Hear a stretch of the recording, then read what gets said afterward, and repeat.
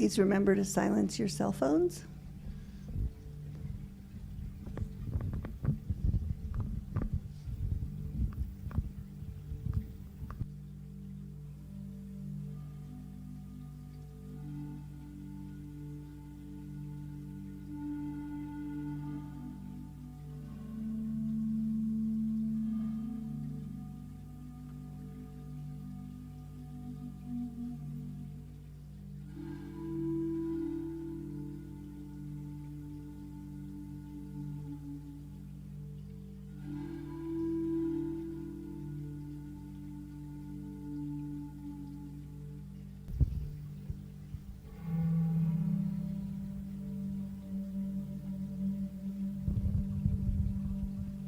Good morning. I'm Sandy Kimmerly, and I will be your practitioner of the day today for the pre-service meditation.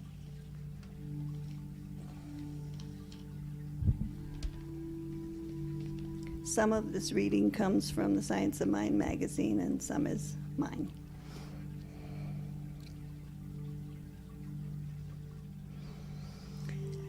Take a deep breath. And let it go. Relax into it. And take another deep breath. And let it go.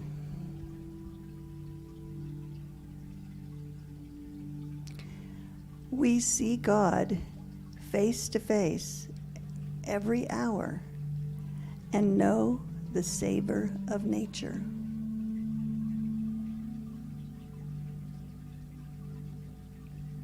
The manifest universe is the body of God. It is the logical and necessary outcome of the infinite self-knowingness of God. Right now, open your mind's eye and imagine a beautiful sunset.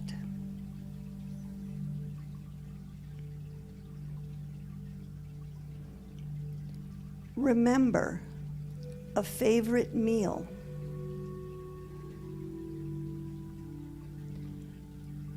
Sense a hand you love to hold.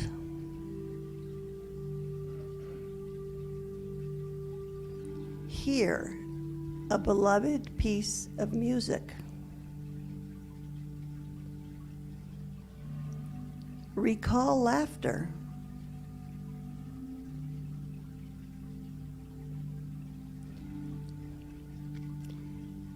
Take a moment to wander among your favorite people and places, peak experiences, and shared moments.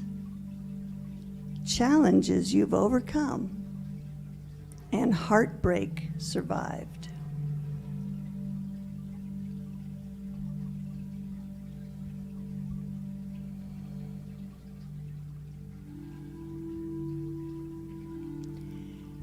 These moments come into our lives in many ways.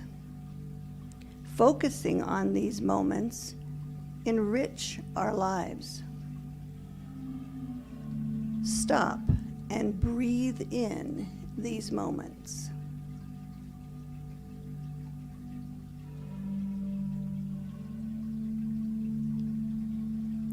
All of life is an expression of spirit.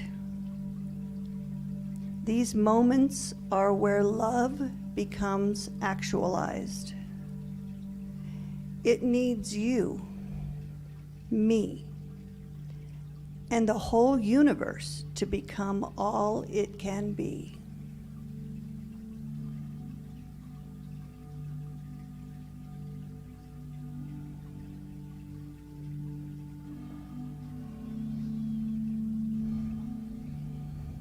What comes out of God? What moments stand out for you in your life? Think about these moments, the moments that you treasure. Meditate on these moments now. Breathe in these moments. I will call you back when it's time.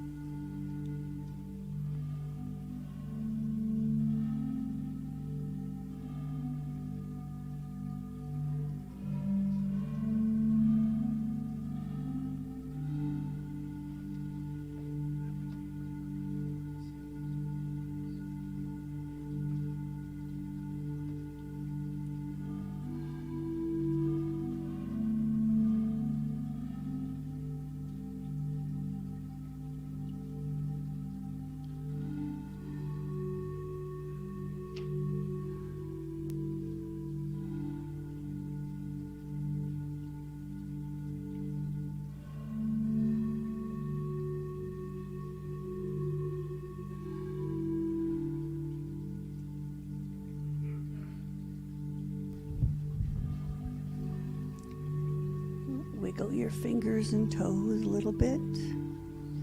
And when you're ready, open your eyes.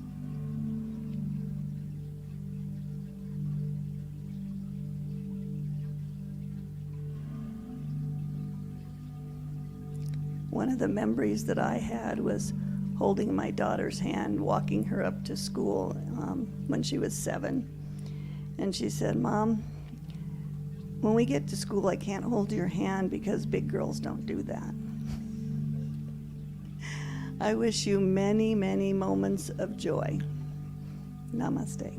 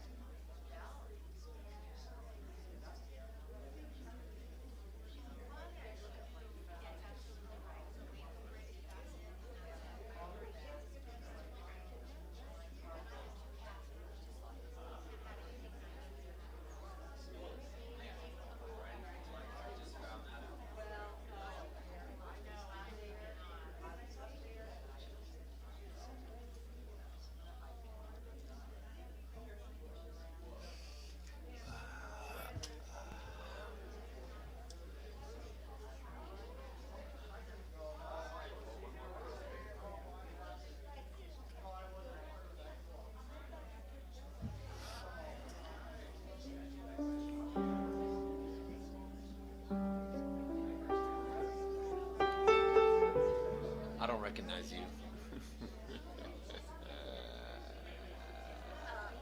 Dude.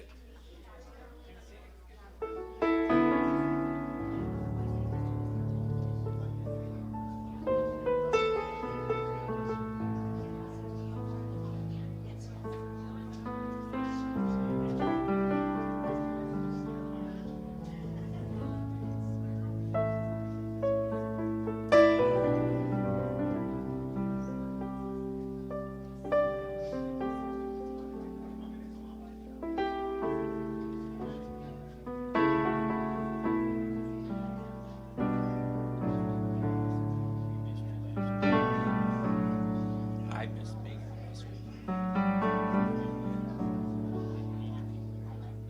Huh? Oh, cool.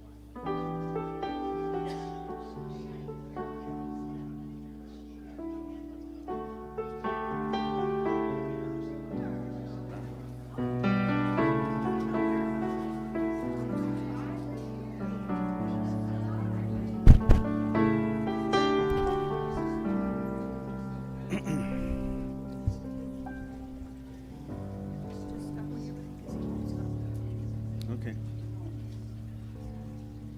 Good morning. My name is Jim Holmes, and I'm part of the leadership team here at CSL Prescott.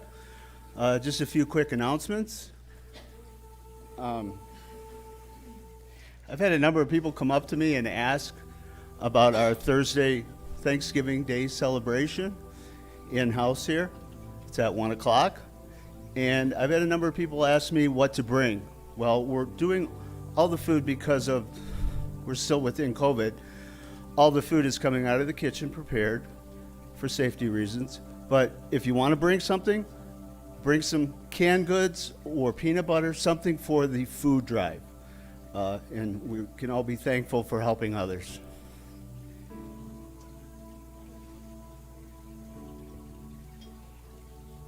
The only thing we really need with the Thanksgiving meal is help with the cleanup. If anybody would like to volunteer to do that, if you're going to be here, I would be forever grateful. Next week is our Taizé service, our annual Taizé service, and it is also our annual meeting. The meeting will be held after service, and please stay and learn about what's been going on in the past year, the hard work that your board's been doing, and just the state of things.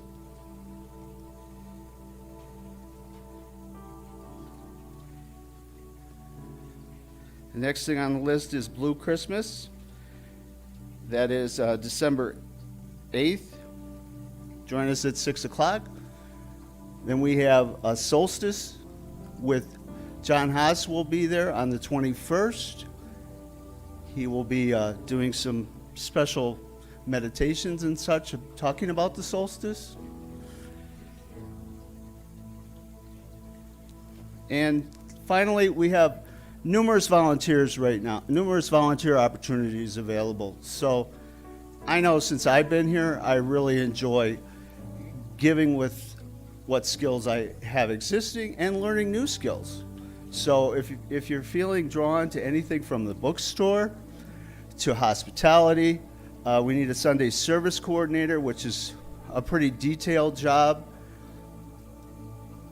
The sound booth and technology is growing and evolving, and please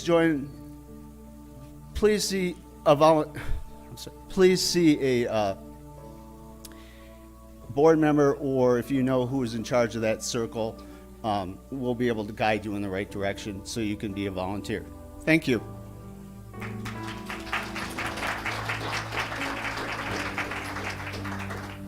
Good morning. I'm Sandy Kimberly, and I'm the practitioner for today, and we're going to do the opening prayer. Sweet Spirit is here, in, through, around every aspect of life. Every tree preparing for winter is spirit. Every squirrel gathering nuts and every human stacking firewood in preparation for the sleepy winter ahead is spirit.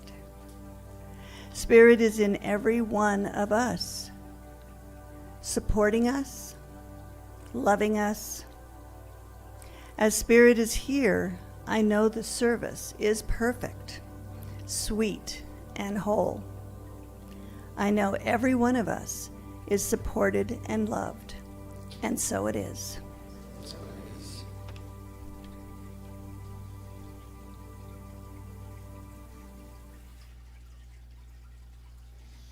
Good morning, everyone.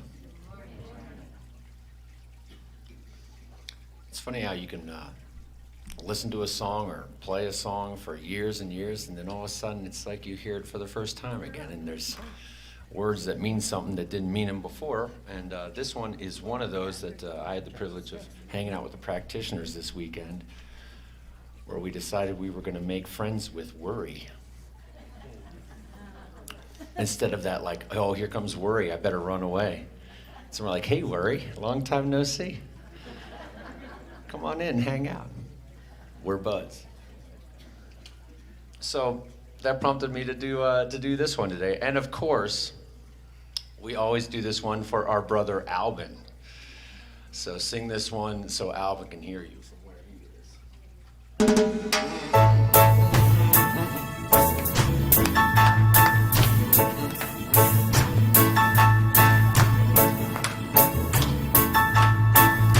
Goes like this.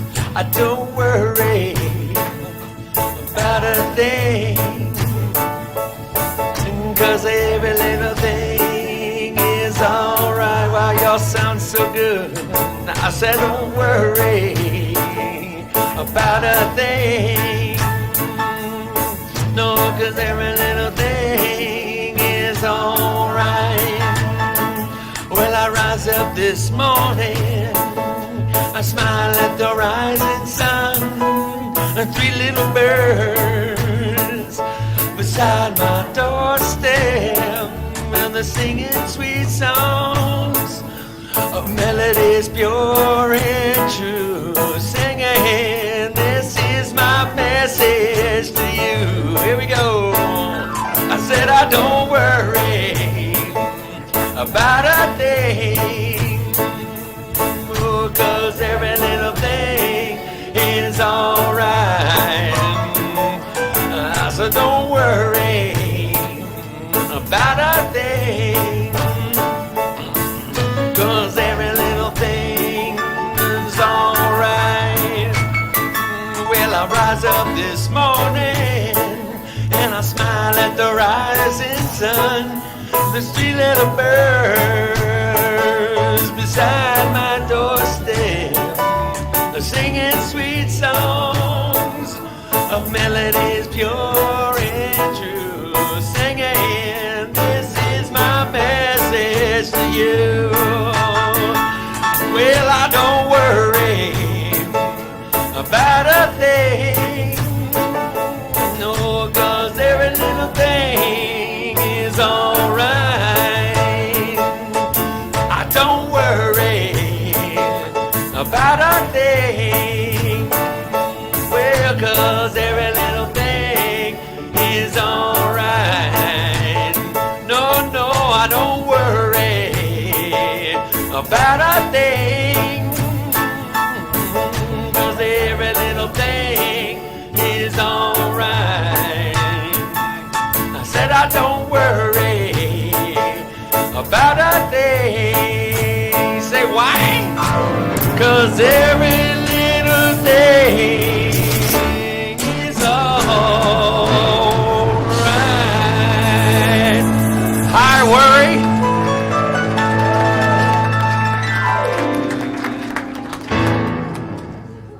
Woo!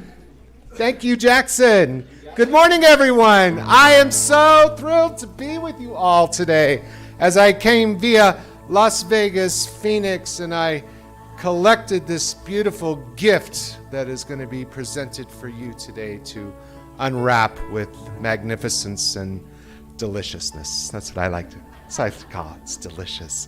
So we provide, for those of you who are here for the first time, welcome. You are welcome here just as you are. We are a place where we know that God is all there is.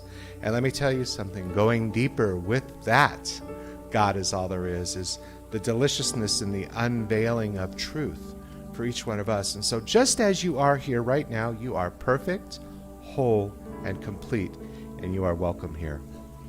Our mission statement is that we provide spiritual tools to transform personal lives and make the world a better place. We are here to serve you, and that is our purpose. And so at this time, we are going to ask our candlelighters to come forward as we join in the unity of oneness.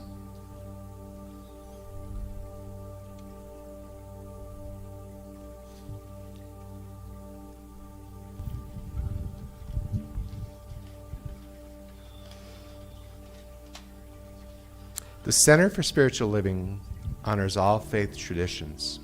And as we light a candle for the world's religions, it is to acknowledge both our multiplicity and unity.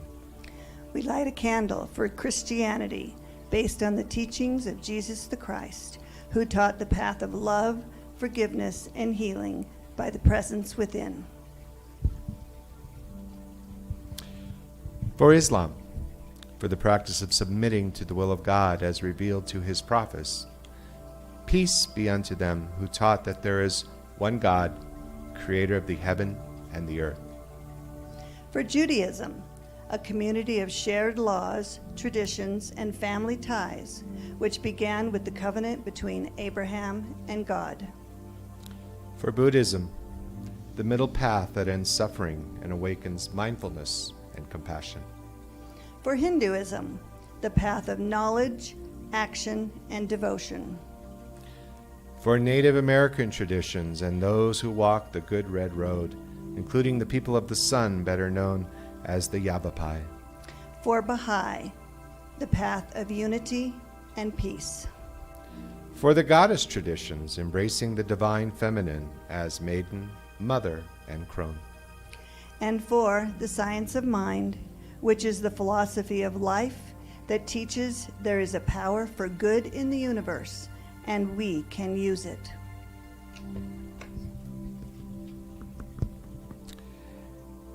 We are here for God.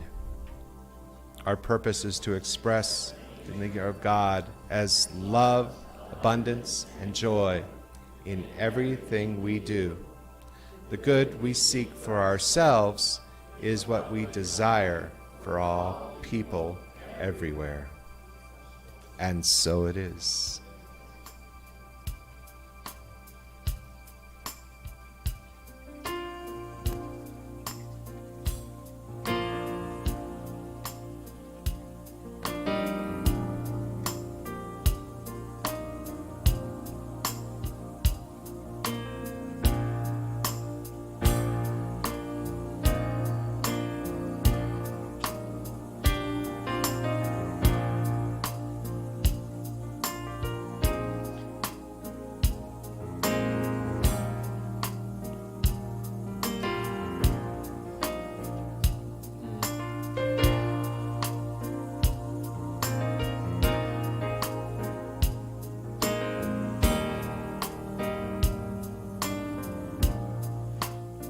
Well, am I strong enough to bear the burden that sometimes comes living this thing called life? Well, am I wise enough to make the right decisions when I stand at the fork in the road? Sometimes I wonder and ponder, only to realize I'm not alone, and there's nothing I gotta do on my own, because I am the place where God lives, moves and breathes and has his being. I am the place where God shows up. Well, I am the place where God is, moves and breathes and has his being. I am the place where God shows up. That's right. And will I have enough to do the things I need to do to take care of myself? And will I have the health of mind and body to live a life of grace and wholeness? Sometimes I wonder and ponder, only to realize I'm not alone, and there's nothing I need to do on my own, because I am the place where God is, moves and breathes and has his being.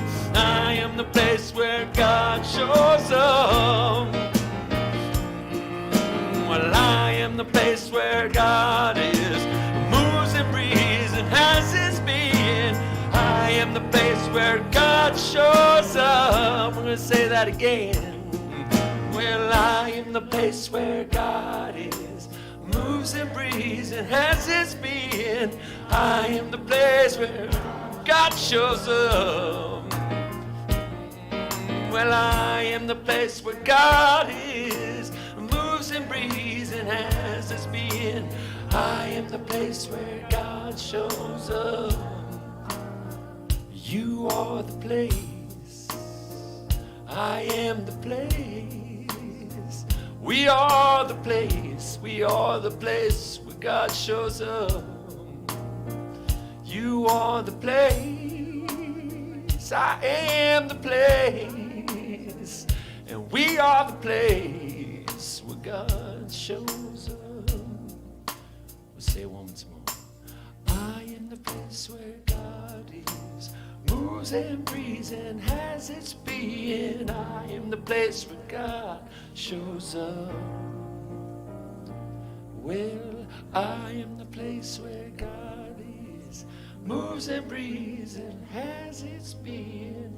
I am the place where God shows up.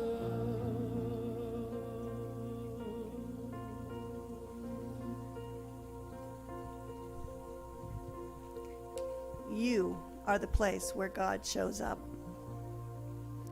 Please relax and close your eyes or soften your gaze. Take a deep breath and release it. You are a child of the universe, no less than the trees and the stars. You have a right to be here. Bring up your thoughts to a special time in your life.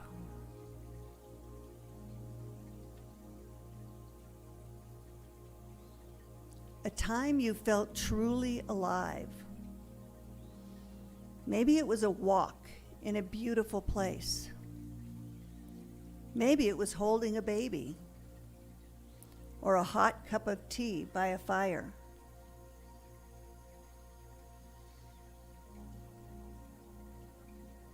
Now focus on how you felt. Allow these feelings to permeate your body. Breathe into it. Enjoy this feeling until I call you back.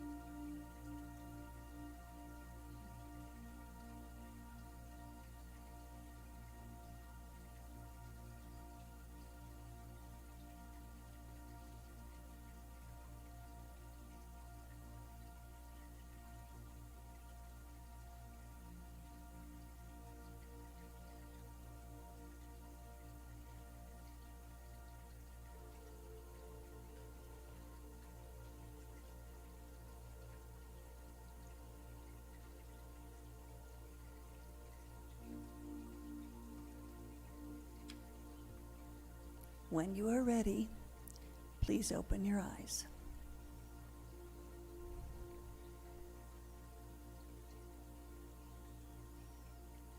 Remember, these feelings are yours anytime you want to recall them. Namaste.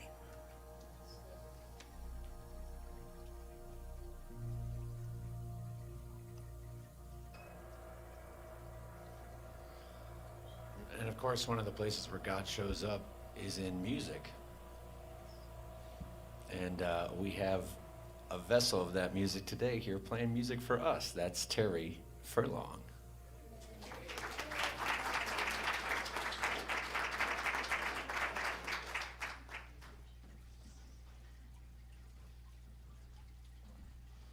Thank you and good morning. It's been so delightful seeing so many faces I haven't seen in a while.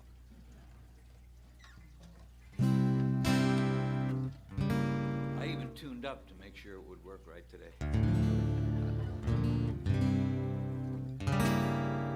When I was a boy, some were annoyed, said I was off in a daydream. They used to say, you can't be that way if you want your cake and your ice cream. But I couldn't be bought with such shallow rewards. There had to be some deeper meaning. So I took my place in deep outer space, waiting for Scotty to beam me. Dreamers believe in magic. They see the moonlight through cloudy skies. Dreamers will chase a rainbow until they find it in another dreamer's eyes.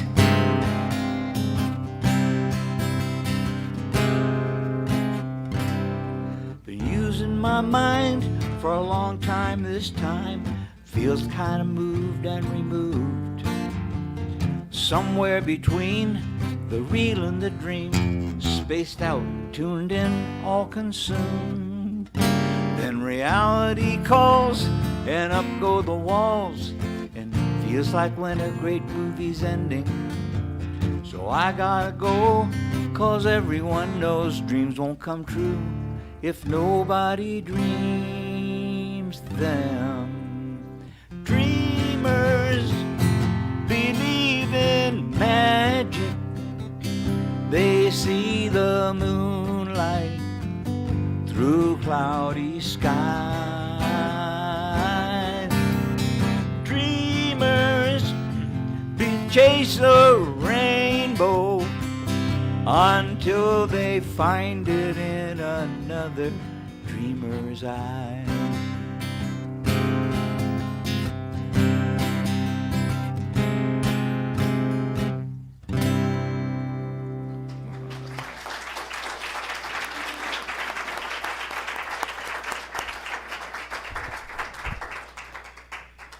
Thank you so much for that song. I always like to hear when people reference Scott, Beam Me Up Scotty. Are there any other Scotts in here?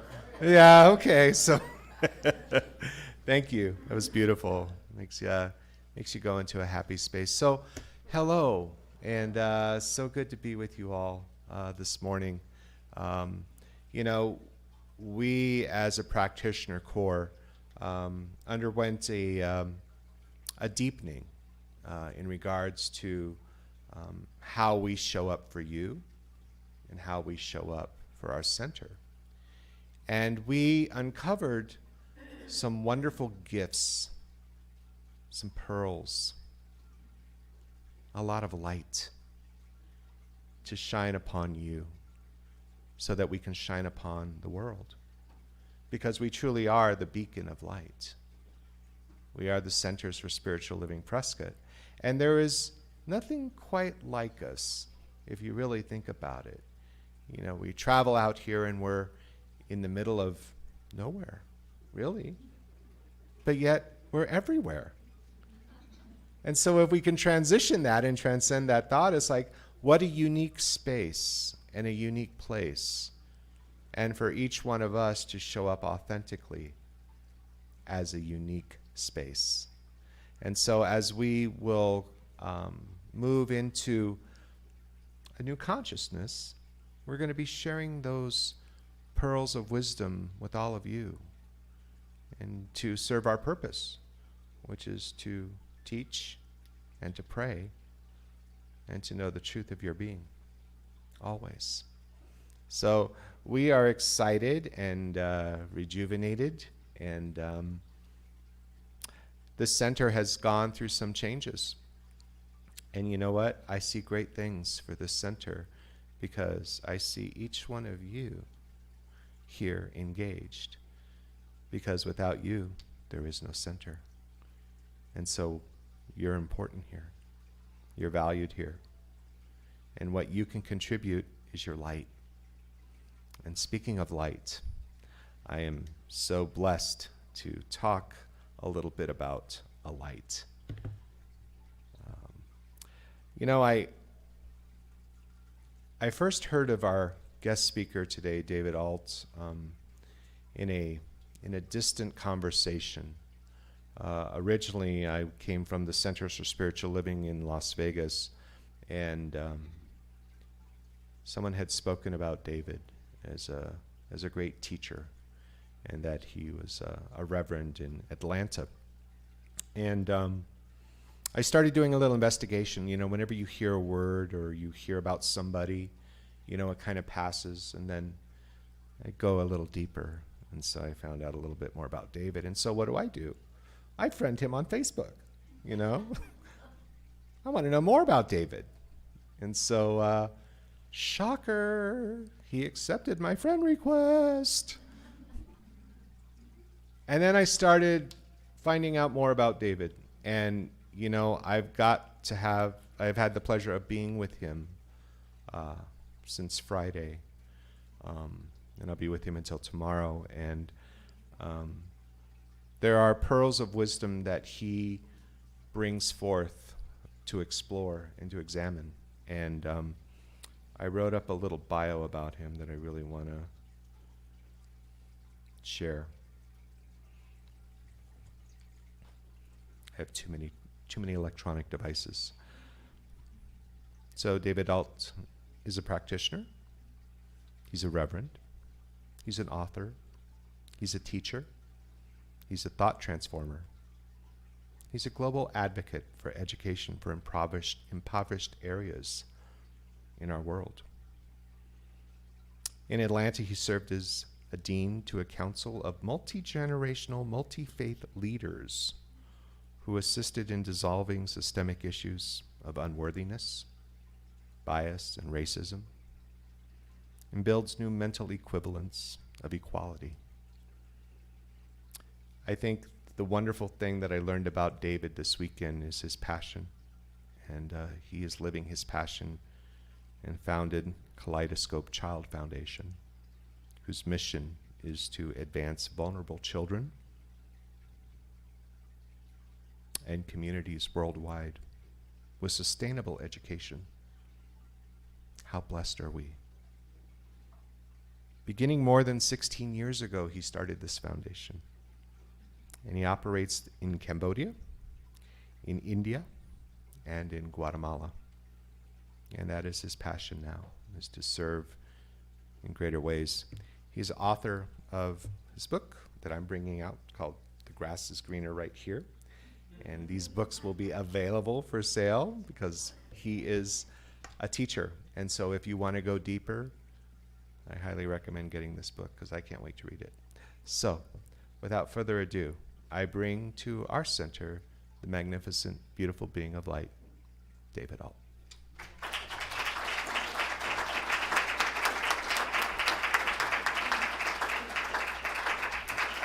Good morning.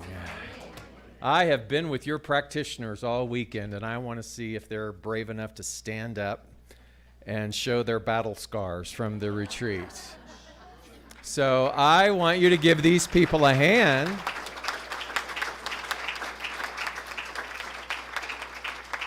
Yes, thank you.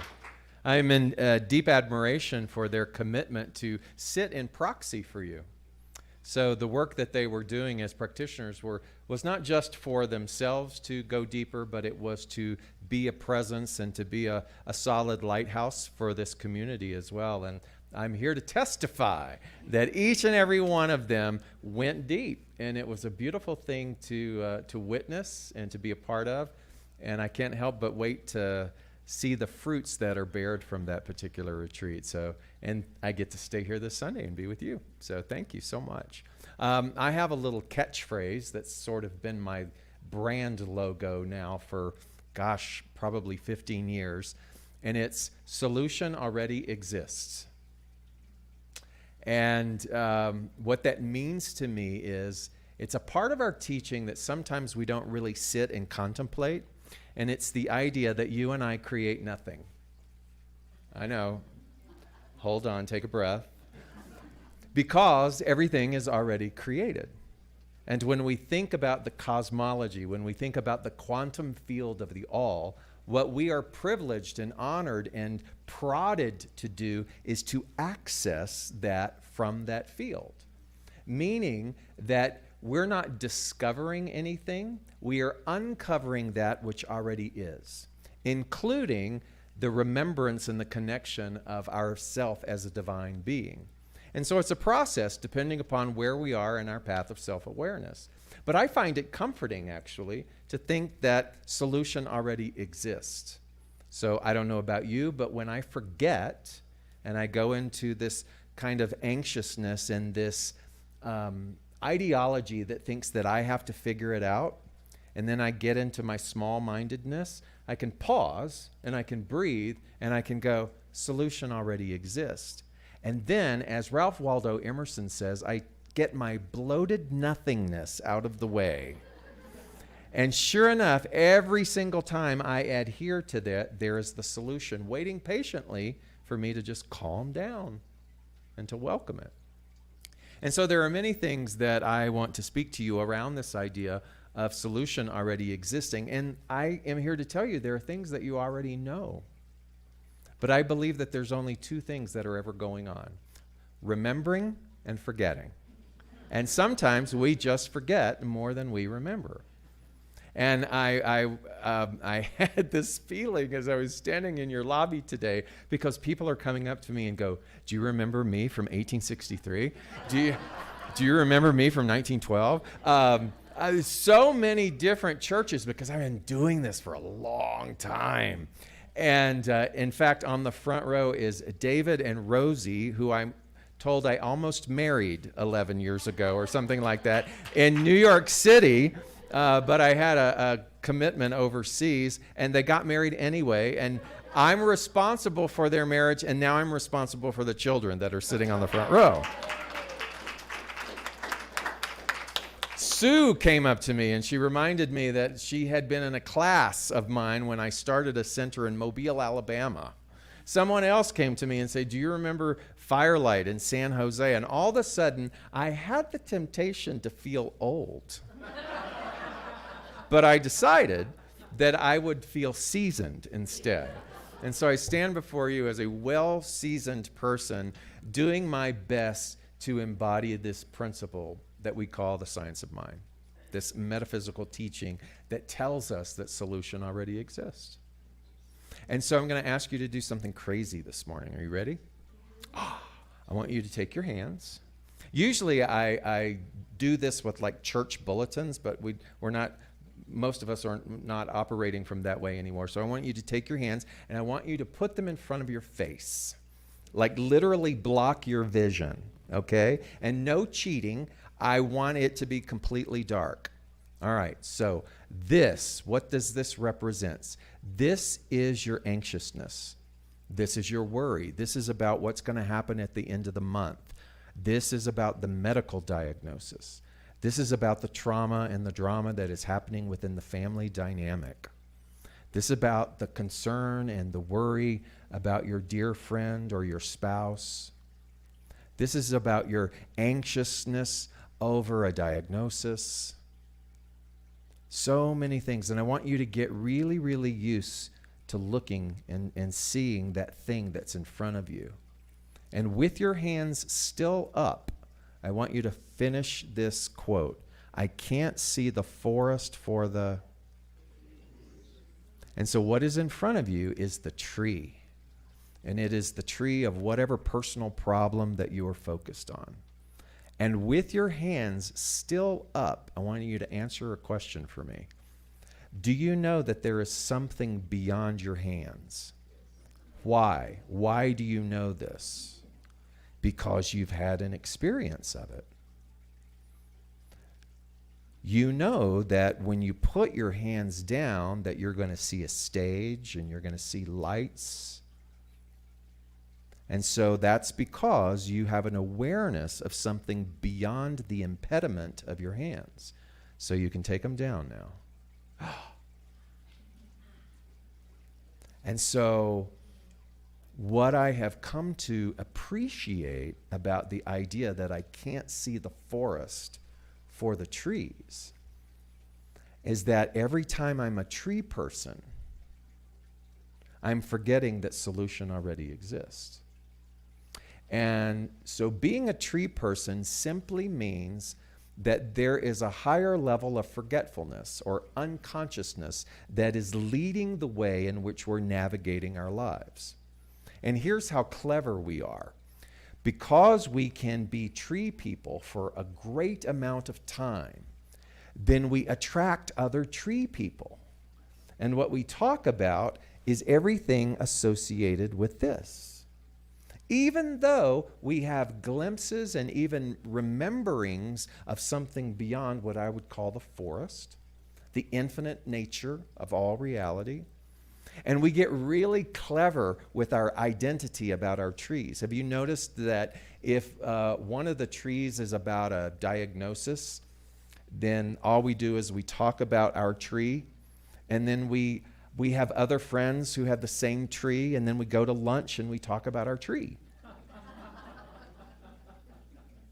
And if I have the tree of a relational upset, I tend to attract other trees who have relationships, and they're like, I know, right? And then we go to lunch and we talk about the tree of our relational upsets, forgetting that innately what is moving and navigating through this thing called life is this idea of harmony. And we've had harmony before. And what Jackson was referring to with regards to worry is I tried to introduce a principle to your practitioners around worry. And here's that principle.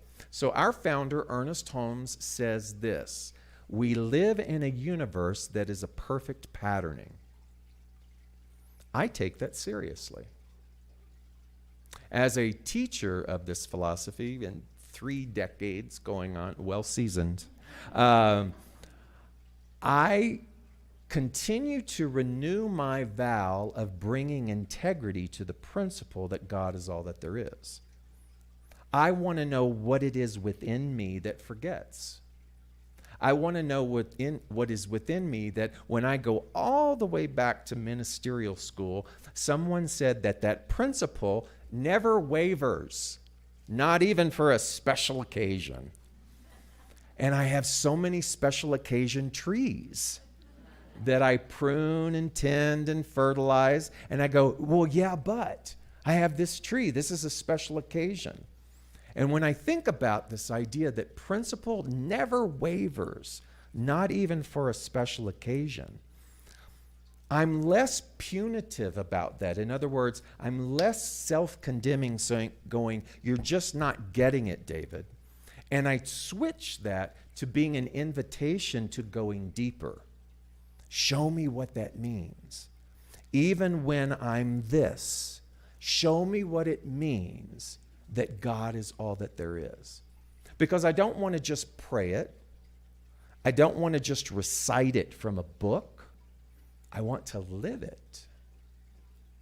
And that is what I call being a forest person. So a forest person does not dismiss the tree because the tree is a part of its forest. It doesn't make the tree wrong. It loves it. It loves the thing that is the obstacle. In the Zen philosophy, they say that the obstacle is the path. And so we begin to not condemn or run away or bury our head or medicate or overeat or do anything to avoid the tree, but we turn to it and we love it. And as we begin to love this tree, all of the sudden there is a more spaciousness that we're able to navigate and to see that there's something more and something more and something more. And suddenly we have the experience of remembering, which makes you and I forest people. And I don't know about you, but the more that I become responsible for being in alignment with being a forest person, I get to hang out with more forest people. Isn't that silly how that works out? And I find that so fulfilling. And I also find that my commitment to being a forest person is in direct alignment with the science of mind principle that God is all that there is. So what does that mean? I don't run away from the conflict. What I do is I turn to the conflict and I go, okay, God, even in the apparent absence of, show me. Show me. And then I have to get quiet. I have to stop talking. I have to stop commiserating about the tree long enough to feel the space and to be able to listen to the song of the forest people that beckon me into uncharted territory. And I find that the more that I do this, the less concerned and the less attached I am to the identity of any kind of tree. One of the teachers that I absolutely love is Ram Dass. And Ram Dass used to try and teach people or show them that we spend so much of our life trying to be somebody.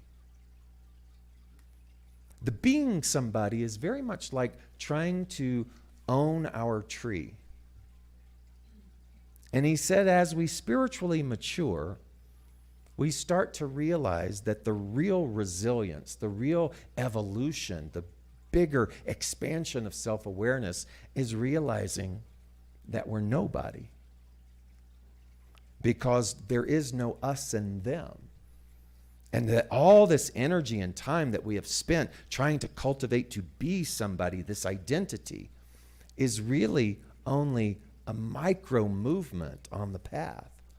But when we begin to dissolve that identity, we see that we're nobody, which then lends us to the understanding that we're everybody. And that's what a forest person operates from. The decisions then become not as what's best for me, but what's best for the forest.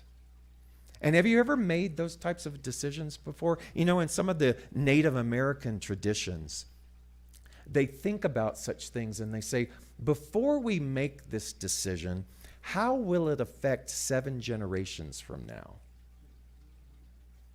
And you start to see how expansive consciousness can be as we move through the world. And it becomes less about what's in it for me and more about what can I do to expand the we. And so today, in this idea of welcoming our forest nature, I want you to consider that you don't have to do anything to be a forest person because you already are. What we get to do is every time we become tied to the tree identity is we just recognize it. Just like this idea of worry. Remember, Ernest Holmes said that the universe is a perfect patterning. Do you know what else he said about it? In order for that to be true, then everything that exists in the universe must also be what? Perfect. Including you and I. Some of you are sitting there going, well, yes, of course. And some of you are going, But no matter where you are on the spectrum of hearing that, I want you to just look at the deductive reasoning statement. So the premise is that the universe is a perfect patterning. That means, therefore, that everything that makes up the cosmology of this thing called the universe must also be perfect. That includes you.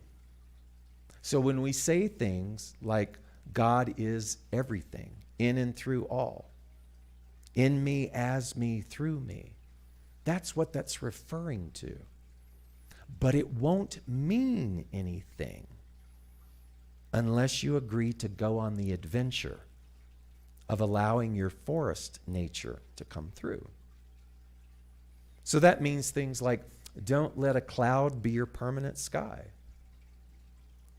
Don't let anything that is a part of a labeling or an identity be the period. Let it be the comma. And you begin to see that it isn't about then turning away from, but turning to and loving that thing. So this idea of worry, what I was trying to share with your practitioners is that worry gets a bad rap. Why? Because I don't know about you, but in all of my spiritual career, I was told, don't worry. Worry is the negative use of imagination. It was, how poetic. I love that. But wait a minute. We live in a universe that's a perfect patterning. That means that every element of the universe must be what? Perfect. So I started to think years ago in a practitioner class when I was teaching it, we were talking about worry. We were talking about God is all that there is. And all of a sudden, what hit me is that we've been thinking and relating to this idea of worry as if it's a trigger. When I say the word trigger to you, how does that make you feel? A trigger is what? A reaction. It's like the pricking of a wound. It's the hitting and the pressing of an injustice button that lives subjectively inside of us, right? And I went, well, again, going back to the idea of the forest, the perfect patterning, God is all that there is. Then what if worry is a signal? You see, signal is different than a trigger. What's a signal to you? Directional, it's a guide, it's a sign. It says you might want to go this way. And then I began to see that the relationship or this thing that we have identified and called worry is actually a beautiful signal that says, hey, wait a minute. The thing that you're worried about is losing something that you've already had. So why don't you think about the time when you had it? So if you're worried about your health, that's because at one time there was some optimization inside of your body. So why don't you reflect upon that? Instead of hanging out at the tree, why don't you then encapsulate the expansiveness of the forest and return to that just in this moment in time and let your thoughts be centered on that? And what do we teach? Thoughts create. Thoughts are energy. And the more that I begin to train myself and go, oh my God, I'm like hugging this tree here. Gives a whole new definition to tree hugger, doesn't it? I'm hugging this tree here tightly. I'm hugging this tree here about my health. I'm worried about it. Worry then becomes a signal that says, I hear you. I hear you, my love. I hear you. Step back for a moment. Take a breath, because this is a signal to allow you to return, to pivot in consciousness to the infinite potentiality of the wisdom of your body. And you start to see how compassionate and how loving it is to remember. Because in my periods of forgetfulness, I kind of navigated through learning these principles at a time when such phrases as, well, what's in your consciousness to have created this, was kind of the norm. Ouch! And I've sort of taken on the mantle of being the one to make this philosophy compassionate and exciting and accessible and honoring of the fact that, yeah, we're in a human skin suit. And so we're navigating and we're going through this curriculum, and there will be points when we will forget.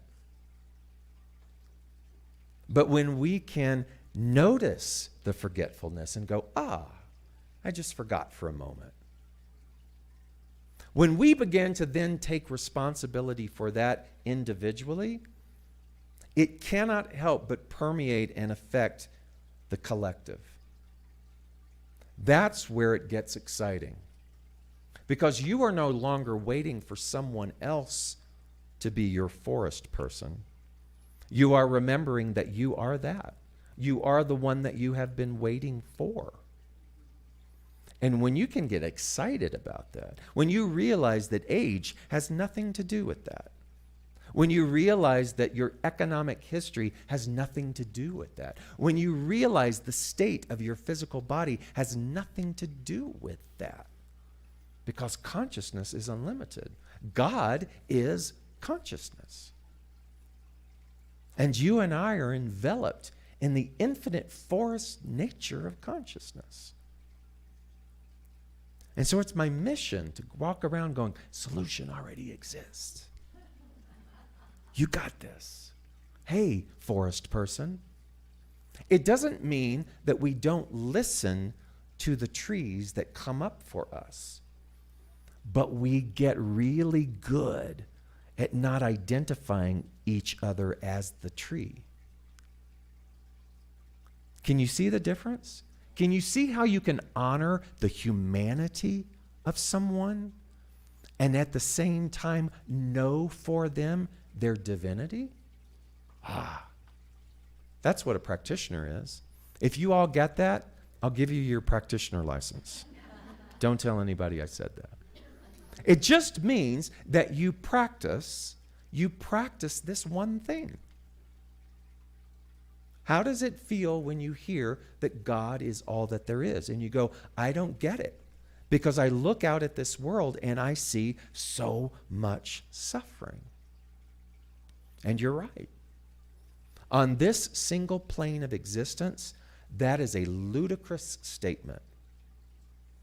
But I'm also here to remind you that this single plane of existence is but one thread in a cosmic blanket.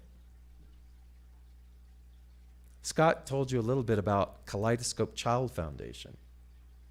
And in 2004, I landed in Cambodia, and I would take people on sacred site journeys. You know, we went to Peru, we went to China, we saw all of the monuments, and Cambodia was on the list because I didn't know anything about Angkor Wat, which is the largest spiritual temple complex in the world, one of the ancient wonders of the world.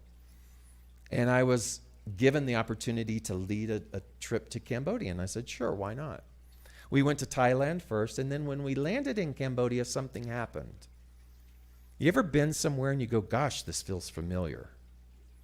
There's just this palpable feeling of arriving home that shows up, and that's what happened there. And for the people who were in that tour, it was the first experience of them seeing the delineation between the haves and the have-nots. There was extreme poverty. At that time, it had barely been 30 years since their own genocide, their civil war, where more than 2 million Cambodians had been killed. Watch the movie The Killing Fields, and you'll know what that's about. And yet there was this inexplicable equanimity that existed among the people. And as I began to move through that, the people in the group did something that groups always do. And they were like, oh my God, we have to do something. Because that situation, that life situation, was right in their face. And I was new to that response. And so I went to the guide and I said, look, I know that we only have a limited amount of time. These people want to do something. I know that it's not sustainable. So in order to maximize their desires, I want you to take us to the worst place imaginable. And he looked at me and he said, what? And I said, I know it's not sustainable. And I said, but if we're going to do something and they want to do something, then we might as well maximize this opportunity. I said, where are we going to go? And he told me about the Tonle Sap Lake, which is the largest waterway in that part of Asia. He said in the dry season, when the water recedes, that's where the refugees and the displaced and the poorest of the poor, that's where the orphan children wander. That's where all of the landmine victims go. So in Cambodia, you may remember Princess Diana. The last initiative that she was working on was trying to excavate the landmines that had been buried through the Civil War all throughout the country. A lot of those landmines were made out of plastic. And when they started to teach recycling, you can imagine a laborer or a farmer being in the field, seeing some plastic from the soil that had worn away, going to pick it up, and it was still a landmine. And so you had massive amounts of people who were missing limbs from these types of things. Children. And he goes, if you go to the Tonle Sap Lake, you will see this conglomeration of people who just hang there until the monsoons come and then they disperse again. And he goes, they're hungry, feed them. The children, they're starving, feed them. I said, feed them what? And we began to talk about indigenous digestive systems and how you can't just show up and how you can't just show up with anything and chaos. And it started to get really complicated. And I said, just tell me what to do. And he said, go buy local food from the markets. And then I will coordinate this. But you can't just show up. I've somehow got to get a message to the matriarch of this transient village. So even a transient village has a matriarch. And I don't know how he did it, because this was before cell phones were all rampant everywhere. But we went to the market. The people got very enthusiastic. We bought out 3 markets worth of local produce. And I went to pay for it. And guess how much it cost? $86. And in that moment, I was like, oh my God, Forrest, even I can do something. So the germ of possibility was planted. And we got all of this into a series of vans, and we made our way down to the banks of the Tonle Sap. And sure enough, we got there. He had gotten a message to the matriarch, because there was well over 100 children who were sitting in the mud waiting. And we began to disperse this food, and it was orderly for about 7 minutes. And then off in the distance, another good 100 children started storming at us because they heard food. And then it was like a hurricane. And there was grabbing, and there was clawing, and there was me. And all of a sudden it was over. And we all stood there, and everybody was breathing really heavy. And this one woman in the group looked down at her shirt, and it was covered in tiny mud prints. And she said, oh my God, this is the canvas of humanity. I'm never going to wash this shirt. And she started crying. And you know what happens when someone starts crying? Then the next person starts crying, and then the next person starts crying. And I'm like, David, you're the leader. Keep it together. And I couldn't. But let me tell you something. This was not any kind of emotional bursting from pity. Something was coming out of me, and it scared me. And I'm looking all around, and there's no place to go but a stinky pontoon boat in the water. And I crawled as fast as I could on my hands and knees into that pontoon boat, and I started to wail. But it wasn't out of pity. It was the most strangest thing that had ever happened to me. Because all of a sudden, I started to realize that I was that child, and that child was me. It was a mystical experience. And here was the crazy part. I wasn't feeding them. They were feeding me. And that changed my life. And I shared a mantra with your practitioner corps that I had just seen right before that happened. I was on an airplane and I was reading a travel magazine, and this writer said the most powerful mantra you can ever say, like I'm on an airline and somebody in the travel magazine is saying the most powerful mantra you can ever say is, I'm available. And then he followed it by, look out. Because if you say it and you mean it, your whole life will change. In other words, your whole identity as this tree is going to fall. And you're going to start to see that there's something beyond, and something beyond, and something beyond. And everything that you held cherished about your identity is going to start to fall. Look out. So I give you that mantra with a caveat that if you start to say, I'm available, you don't approach that mantra with control or ego. You approach that, I'm available, and allow that which is a part of the perfect patterning that you and I do not understand to begin to handhold us into the mystery, into the beauty, into the exquisiteness of what it means to see the world as the forest. And you don't have to go to Cambodia to do that. You can do that today. Because you see, my thing is, I'm not a big fan of the sage on the stage. I'm a great fan of what can we do that is practical. How can we take these intangibles and make them tangible? Because unless we're all in this together, then we're just manicuring our trees.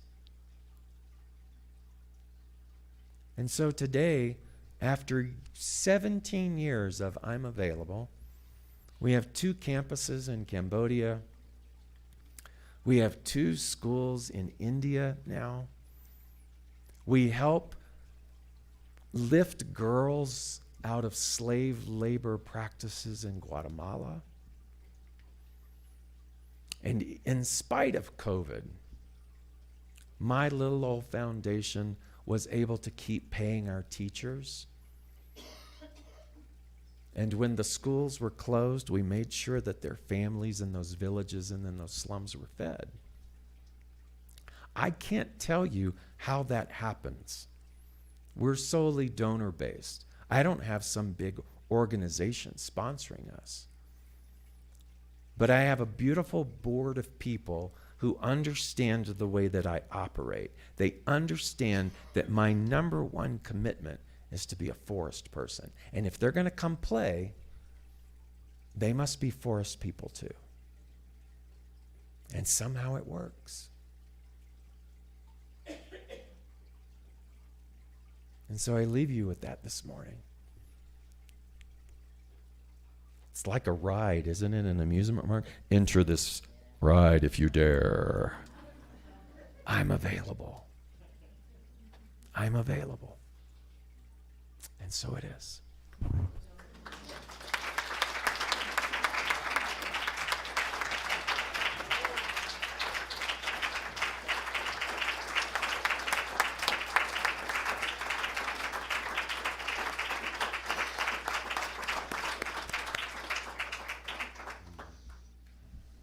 Thank you, David. Who else is available? Huh? It's just, think about that. You know, we're here for change.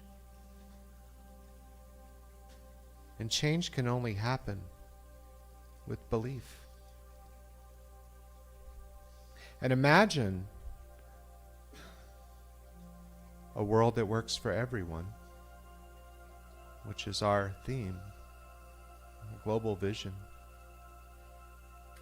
And we were given an example of how a world can work for everyone.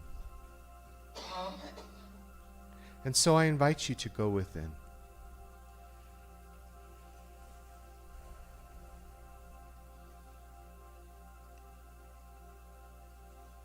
I invite you to connect with your tree. And knowing that one life, one love, one infinite possibility dwells within right here and right now. I know that as we unify with the energy of oneness, unify with the divine perfection of who we are. I know that in this state of consciousness, that all is possible because all is God.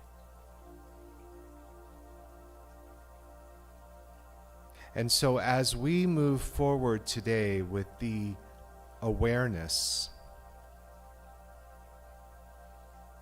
of the forest,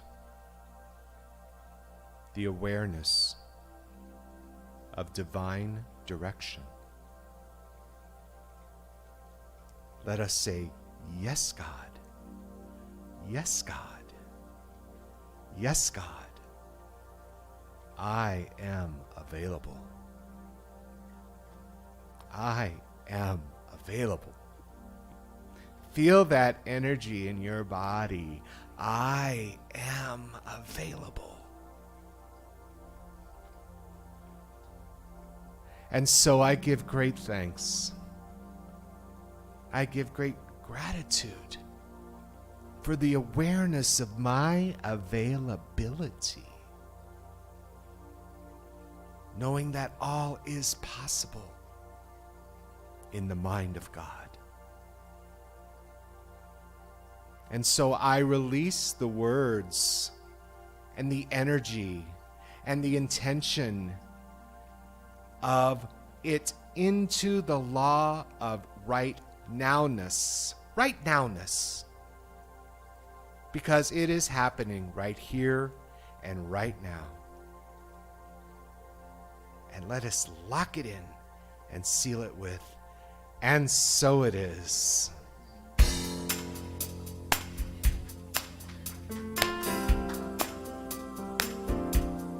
I invite you to stand up and let's just express this divinity within us right here and right now.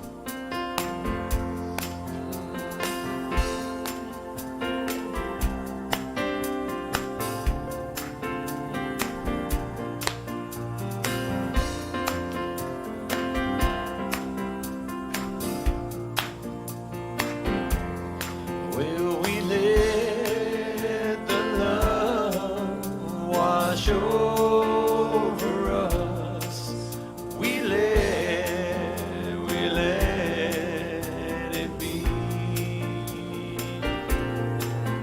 We let the joy wash over us. We let it be.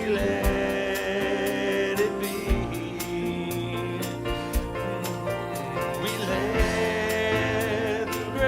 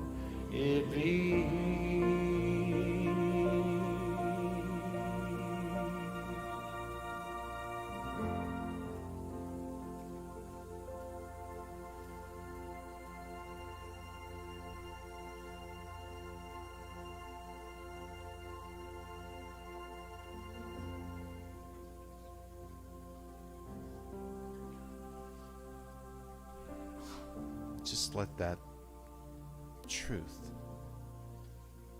permeate inside our bodies, in every cell, in every breath. We let it be.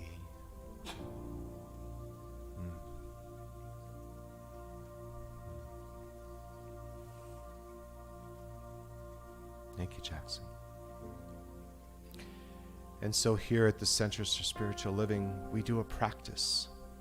And it's a practice called conscious giving. Our consciousness, we give from the space of abundance. We give from the space of love. We give from the space of gratitude. And guess what happens? We get it back in so many magnificent ways.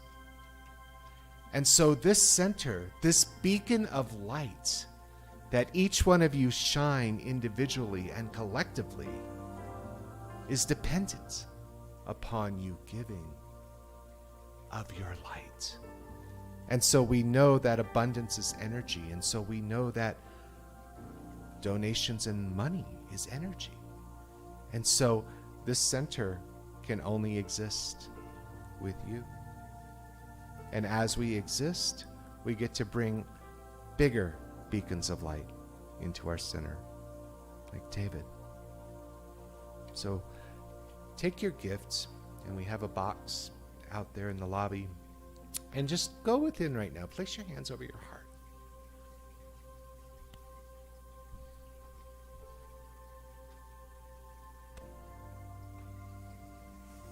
Ooh.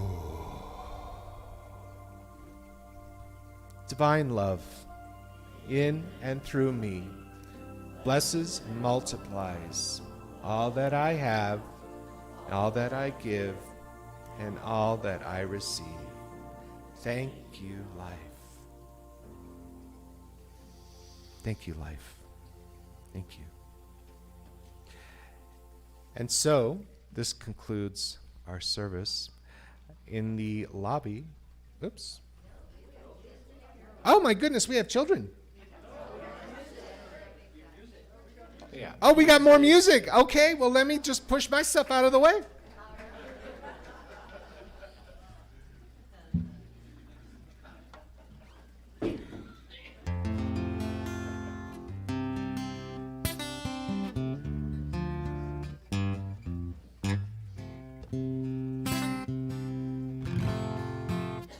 Ask and you receive. Knock and the door will open.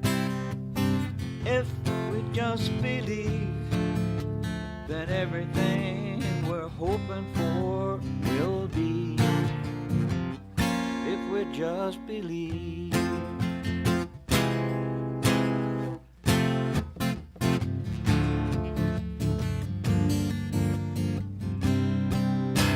Challenges we face each and every day, our chances on parade, reaching out to say worries are erased when we lean on faith and believe, believe. Dark night of the soul sometimes takes its toll. They teach us to let go and where we need to grow.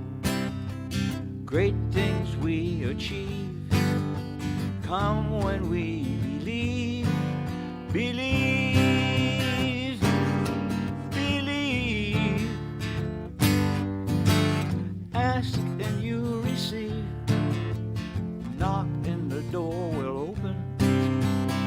If we just believe, then everything we're hoping for will be. If we just believe, if we just believe, if we just believe.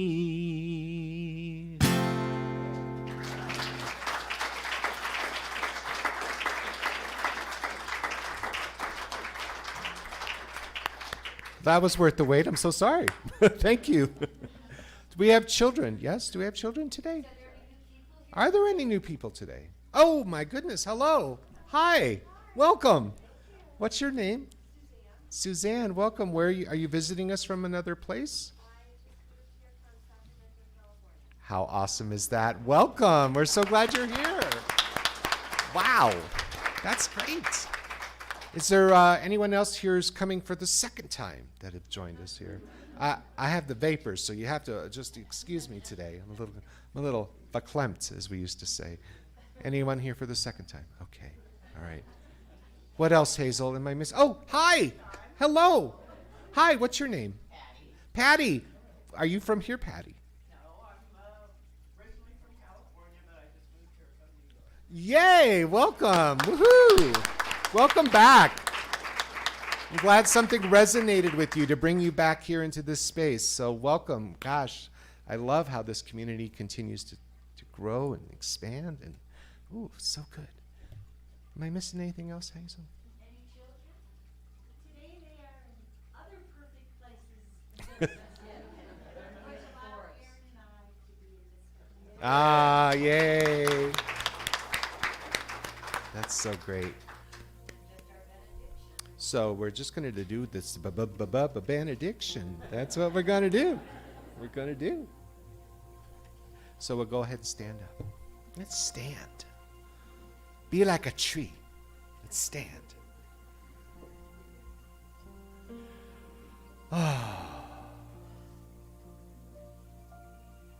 And so as we close this service,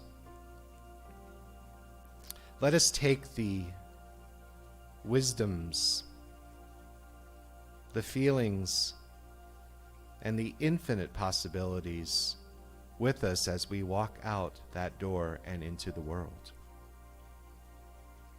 I know that as each person played a significant part in this service today, I know that we are the divine. We are the light. We are the ones who can change the world. And so as I close this service, I call it good and very good. And together we say, and so it is. Wonderful is happening through me right now. It's happening through me, mind, my body, and my fingers. I think it, I know it, I feel it, I know it, I accept it, and you are. Amen.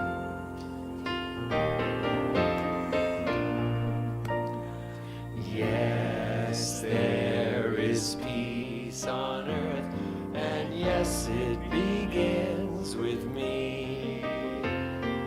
Yes, there is peace on earth, the peace that was meant to be, with God as creator. We're a family.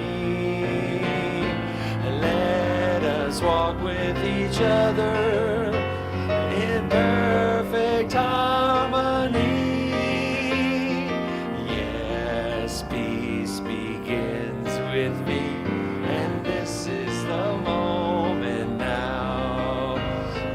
With every step I take, let this be my joyous vow, to take each moment and live each moment with peace eternally.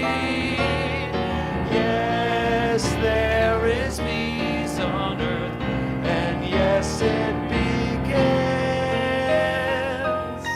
with me.